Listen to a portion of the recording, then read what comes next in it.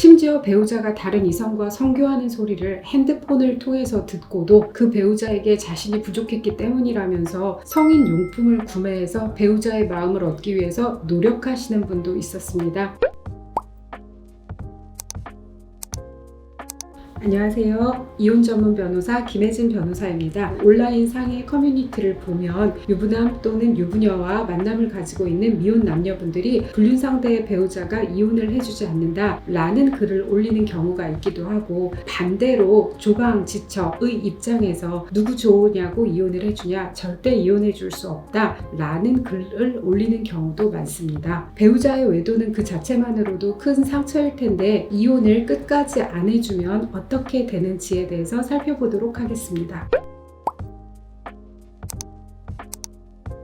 경제적 이유로 이혼을 선택하지 않는 경우도 있습니다. 자신의 재산이 상당한데 이혼을 하는 경우 이를 분배하면 그 재산으로 배우자가 상간자와 소비하며 살 것이 뻔하여 자녀와 함께 반대하시는 경우도 있습니다. 또는 상대방의 재력이나 능력이 상당한데 이혼을 하는 경우 지금까지의 생활을 유지할 수가 없어서 배우자의 외도를 참는 경우도 있습니다. 이때 저는 이혼할 경우 예상되는 위자료와 재산 분할에 대해서 마음이 가는 대로 결정을 하되, 다만 혼인이 파탄된 상황에서 오기 또는 보복으로 이혼을 거부하는 것으로 평가된다면 상대 배우자가 나중에 이혼을 청구했을 때 위자료도 받지 못하고 재산 분할 측면에서도 상대방이 숨겨두어서 받지 못하는 상황이 될 수 있다. 그런 점을 유의하셔야 된다 라고 조언을 드리고 있습니다. 정말 사랑해서 이혼을 거부하시는 분도 계십니다. 심지어 배우자가 다른 이성과 성교하는 소리를 핸드폰을 통해서 듣고도 그 배우자에게 자신이 부족했기 때문이라면서 성인 용품을 구매해서 배우자의 마음을 얻기 위해서 노력하시는 분도 있었습니다. 배우자의 마음이 다시 자신에게 오는 것이 불가능하다 라는 점을 알고는 아이에 대한 친권 및 양육권을 양보받은 뒤에 미련 없이 보내시는 분을 보기도 했습니다. 반대로 배우자를 정말 사랑하여 배우자가 부정행위 하였음을 알고도 아이를 잘 키우라며 대부분의 재산을 배우자에게 주고 이혼을 하시는 분을 보기도 했습니다. 하지만 나중에 수년이 흐른 뒤에 들은 바에 따르면 배우자와 자식은 그분의 희생의 의미를 이해하지 못했고, 그분은 배우자와 자식을 위해서 양보했던 것에 대해서 뒤늦게 후회하였다고 합니다. 원칙대로 가야 하는 상황인지 예외적으로 내가 가야 하는 상황인지 고민이 되실 때 내가 이러면 상대방이 고마워할 거야, 이런 생각으로 멋있는 사람이 되기 위해서 어떤 결정을 하는 것은 위험해 보입니다. 상대방은 이미 나를 배신한 사람이니까요. 그리고 내가 법적으로 우위에 있음에도 양보했다면 이를 토대로 상대방에게 무언가를 기대하지 않는 게 더 나은 관계 설정의 토대가 될 수 있습니다.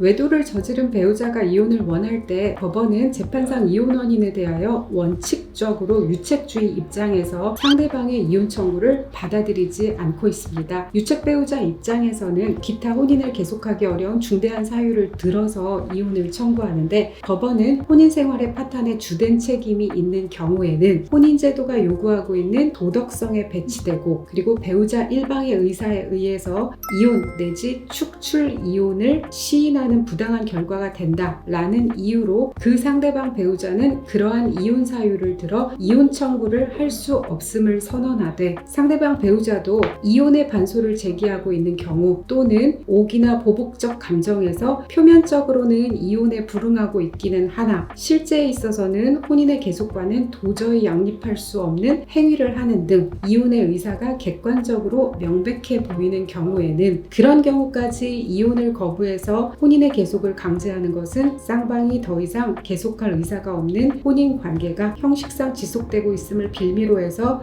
유책 배우자를 사적으로 보복하는 것을 도와주는 셈이 되므로 혼인의 파탄에 관하여 전적인 책임이 있는 배우자의 이혼 청구라 하더라도 인용할 수 있음을 정하고 있습니다. 유책 배우자의 이혼 청구는 원칙적으로 허용되지 않으나 상대방 배우자도 혼인을 계속할 의사가 없어 일방에 의한 이혼 이혼 내지 축출 이혼의 염려가 없는 경우, 그리고 이혼을 청구하는 배우자의 유책성을 상쇄할 정도로 보호와 배려가 이루어진 경우, 그리고 세월의 경과에 따라 혼인 파탄 당시 현저하였던 유책 배우자의 유책성과 상대방 배우자가 받은 정신적 고통이 점차 약화되어 쌍방의 책임의 경중을 엄밀히 따지는 것이 더 이상 무의미할 정도가 된 경우 예외적으로 유책 배우자의 이혼 청구를 인용하고 있습니다.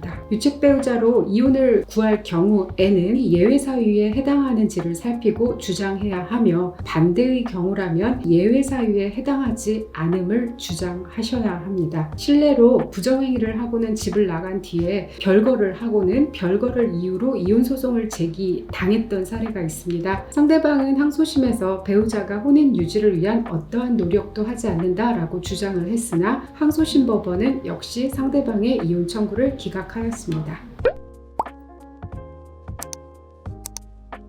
배우자가 부정행위를 하여 분노의 감정을 표현한 것을 빌미로 해서 유책 배우자 측에서 철저하게 이혼을 준비한 뒤 욕하는 것을 녹음하고, 그리고 재산에 대해서 강요하여 꽁꽁 묶어두고 재산은 모두 은닉한 뒤에 오기 보복 등으로 이혼을 거부하는 것이라고 주장을 하면서 재산 분할 청구와 함께 이혼 청구를 하면서 옥죄는 경우를 종종 보아왔습니다. 이때에는 감정적으로 대응하지 말고 실타래를 풀듯 하나하나 풀어 가셔야 합니다. 순간적인 감정에 휘둘려서 비난의 말 한마디로 오기 또는 보복으로 평가받지 않도록 주의해야 하며, 예비적으로 이혼이 받아들여질 경우를 대비해서 재산 분할에 대한 방어도 충실히 해야 불이탈을 받지 않을 수 있습니다. 반대로 배우자가 부정행위를 버젓이 하는데도 두려움에 참고만 계시는 분도 있습니다. 이때에는 상간자에 대한 위자료 청구는 상간자가 배우자 있는 자임을 알고도 만났다면 가능하므로 가까운 변호사로부터 상담을 받아 권리를 보호받으시기 바랍니다. 다만 상간자에게 위자료를 청구하면 상간자와 배우자의 사이가 더 공고해지는 경우도 있는가 하면 오히려 소송 진행으로 인해서 배우자와 상간자 사이가 완전히 정리되는 경우도 있습니다. 내가 추구하는 바가 무엇인지, 그리고 현재의 상황이 어떠한지를 면밀히 살펴보시고 방향을 결정하시기 바랍니다. 이상 법무법인 우리의 김혜진 변호사였습니다. 감사합니다.